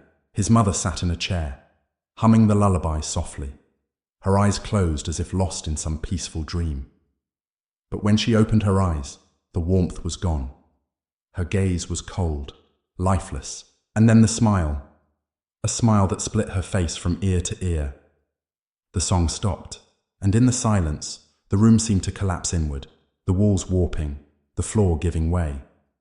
Elliot's breath caught in his throat as the shadows surged around him, swallowing everything whole. Chapter 9. The door that should never open. Elliot's heart pounded in his chest as he stood in front of the door, the dismal weight of the air pressing down on him like an unrelenting force. He had felt its presence before, this suffocating pressure. It was familiar, but it was wrong. There was no escaping it now. The walls had closed in around him. The very ground beneath his feet seemed to tremble, as if it too feared what lay on the other side. The room beyond the door, though it appeared innocent at first glance, had shifted since the last time Elliot had seen it. The cheerful pastel walls, the worn furniture, his mother's comforting hum, it all felt foreign, twisted by something darker, something that had wormed its way into the very essence of the space. The warmth that had once lived here was now tainted by a malignant force, as if the memories themselves had been corrupted, distorted into something grotesque. Elliot's breath hitched in his throat as the door creaked open of its own volition. The air, thick with dust and the scent of decay, rushed toward him as the room revealed itself. He could see the shape of his mother sitting in the old rocking chair, her face turned away from him. The lullaby was no longer a gentle whisper, but a haunting, fractured melody that seemed to reverberate through his very bones. "Come closer." The voice had lost the softness he once recognized. It was brittle now, like dry leaves scraping against stone, yet still impossibly familiar. It carried with it an undeniable pull, a magnetic force that seemed to draw him in, even against his will. Elliot's feet moved without his permission, dragging him toward the chair. The shadows seemed to reach for him, stretching out from every corner of the room, crawling like living things. The room itself seemed to grow smaller, the walls pressing in as if they were breathing in sync with his every movement. Each step felt like a mile, each heartbeat was an eternity. As he drew closer to the chair, his mother's figure remained still. Her head remained turned away, but Elliot could see her hands now. They were twisted, gnarled, impossibly long, like the claws of some dark creature that had taken her place. The sight of them stopped him in his tracks. A cold sweat broke out on his forehead, but he could not turn away. "You've come back, Elliot." The words were clear now, spoken not in the sweet, loving tone of his mother's voice, but in something darker. The voice that had once comforted him now sent a shiver down his spine. It was her, but it was not. This was not his mother. This was something else. Something far more dangerous. With a sudden jerk, the figure in the chair turned to face him, and Elliot froze, his breath catching in his throat. Her face was wrong. Her eyes were wide and vacant, pale and unfocused. like twin orbs of nothingness that seemed to peer straight into his soul. Her mouth was stretched in an unnatural grin. The skin around her lips taut and cracked. The smile was far too wide, the edges bleeding into the flesh of her face as if the skin had been stretched to the breaking point. The room around him began to twist and distort. The walls seemed to melt away, dripping like wax from a candle. The chair his mother had been sitting in collapsed into the floor with a hollow thud. Elliot stumbled backward, his hands reaching out to steady himself, but there was nothing to grip. The world around him was unraveling. The voice, his mother's voice, laughed. But it wasn't a laugh that belonged to her. It was deep and hollow, echoing through the room like the mocking howl of some otherworldly entity. "You cannot escape, Elliot." Her face twitched, the smile widening even further, impossibly so. Her features contorted, the skin stretching like rubber, pulling and warping, and Elliot could only watch, horrified, as she began to change. The flesh around her eyes began to crack open, revealing a dark void beneath. Her skin melted away in chunks, dripping down like wax from a candle.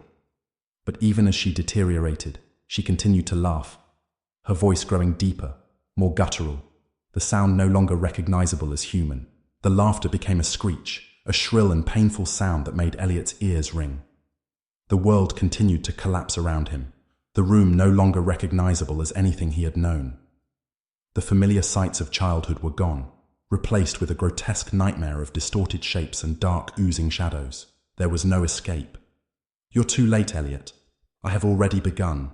The ground beneath him began to crack, as if it were splitting open, and the room was slowly being devoured by the darkness, piece by piece. The walls, the floor, his very existence. It was all being consumed, pulled into the abyss that loomed beneath him. Elliot tried to scream, but no sound escaped his lips. He felt his feet lift off the ground, his body rising into the air as if the shadows themselves were lifting him, pulling him toward the blackened void below. In the distance, he saw it. A faint flicker, a distant glow from far below. No! The light was faint, but it was there. It beckoned him, like a dying ember in the depths of an endless pit. It was a beacon, a small flicker of hope, or perhaps something darker, something that would drag him further into this hellish nightmare. But Elliot didn't know. He didn't have the strength to fight it anymore. His body was numb, his mind unraveling as the laughter of his mother, the thing that had once been his mother, ripped through the darkness around him. "Come closer, Elliot. You belong with me." The last thing he heard before the darkness claimed him was that voice, whispering in his ear, as cold and deep as the void that surrounded him. And then, there was nothing. Chapter 10. The Final Door. Elliot's eyes snapped open. His body was frozen, as if suspended in a void. The sensation was strange, like waking from a dream but not fully leaving it. His limbs felt heavy, his chest constricted, and he could no longer hear his own breath. Only silence, an eerie, stifling silence that seemed to press against his skull from all sides. For a long moment, he didn't move. He didn't even think. He simply existed in the stillness, the cold, waiting for something to happen. But there was nothing. No sound, no movement, just an overwhelming feeling of being watched. Then, without warning, the darkness began to recede. The oppressive weight lifted, and for the first time since the beginning of all of this, Elliot could breathe again. His lungs filled with air, and with it, a rush of dread. He was no longer in that nightmare-infested room. Instead, he found himself standing in the middle of an endless hallway, long, narrow, stretching into infinity. The walls were covered in peeling wallpaper, the once beautiful floral patterns now faded and stained with age. The floor beneath his feet creaked as he shifted his weight, but it was the silence that unsettled him most. It was as though the very air was holding its breath, waiting. There were no windows, no doors, only the dim flickering of a single light at the far end of the corridor. Something about it was wrong. This place, this space, it didn't belong. It was as though reality itself was breaking apart, leaving only fragments of what once was. Elliot took a step forward, his footfall echoing loudly in the silence. The sound felt unnatural, as though the walls were too close, too eager to absorb it. He stopped. The air around him thickened once more, and his pulse quickened in response. Something was moving in the shadows. He could feel it. "Who's there?" Elliot called, his voice trembling. It sounded foreign to him, as though it didn't belong to his body. No answer. He took another step, then another. His breath became shallow, the air suffocating in its stillness. Each step carried him deeper into the hallway, and with each step, the walls seemed to close in tighter, the light at the end of the corridor growing dimmer. The darkness was pushing in from all sides, a living, breathing entity that threatened to devour him.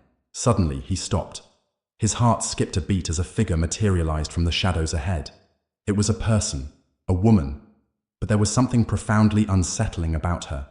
She stood perfectly still, facing the wall, her back to him. Her long, tangled hair hung like a veil, obscuring her face, and her clothes were ragged, as though she had been here for a long time. Elliot's pulse quickened. His instinct screamed at him to turn and run, but his feet were frozen in place. The woman tilted her head slightly, as though sensing his presence, and then she whispered something. A word, a name. Elliot. His stomach lurched. The voice was soft, barely audible, but it was unmistakably hers, his mother's. The figure slowly turned, and Elliot's breath caught in his throat. Her face was a mirror of his own, twisted and distorted into a grotesque parody of what it should be. Her skin was pale and stretched thin, her eyes wide and unblinking, hollowed out like empty sockets. Her lips were stretched into that terrible, unnatural grin, the same grin he had seen moments before. It was her, but it wasn't. "You've come back," she whispered again, her voice warping into something unrecognizable. "You've come back to me, Elliot." Elliot took a step back, but the hallway stretched before him endlessly, offering no escape. His throat tightened, his mind spinning with 1,000 conflicting thoughts. He couldn't breathe, couldn't think, couldn't escape. The walls around him were closing in, suffocating him, and the woman, no, the thing, was moving toward him, gliding through the air as though she were floating above the ground. Her hands reached out, impossibly long fingers stretching toward him like a nightmare made flesh. The lights flickered again, casting her in and out of shadow, making her look even more monstrous. "You belong with me," the thing said, the words dripping with malice. "You cannot escape, Elliot. There is no escaping the family, the legacy." The ground beneath him began to tremble. His feet felt like they were sinking into the floor, as though the earth itself was turning against him. He glanced down and saw that the walls were beginning to melt, the patterns in the wallpaper swirling and distorting like ink in water. The corridor was no longer a hallway. It was a vast writhing space, a living organism that had devoured the very fabric of reality. The door, Elliot thought, his mind struggling to form coherent thoughts. There had to be a door. There had to be a way out. In a desperate rush, he turned and bolted toward the far end of the hallway, his feet pounding against the warped wood, his heart hammering in his chest. The air was growing heavier with every step. It felt like something was pulling at him, dragging him backward. But Elliot refused to stop. He couldn't stop. His hands reached the doorframe at the end of the corridor. It was there, the door. Just a simple wooden door, its paint chipped and peeling. But there was something ancient about it, something powerful. He knew, in his gut, that this door held the key to everything. He gripped the handle and twisted. It was locked. The cold metal of the doorknob burned his palm as he tried to turn it, panic rising in his chest. He jerked the handle violently, but the door wouldn't budge. He could hear the thing behind him, its footsteps echoing in the dark. He couldn't stop. He couldn't let it touch him. He couldn't let it win. Desperation clawed at him, and with one final scream of defiance, he threw his shoulder against the door, slamming his body into it with all his strength. The door shuddered, and then, finally, it gave. The darkness exploded outward, a wave of shadow and terror that seemed to swallow him whole. But before the blackness consumed him completely, before he was pulled into the abyss, he saw it. One final glimpse. A face he had seen before, a face that had followed him his entire life. It was him.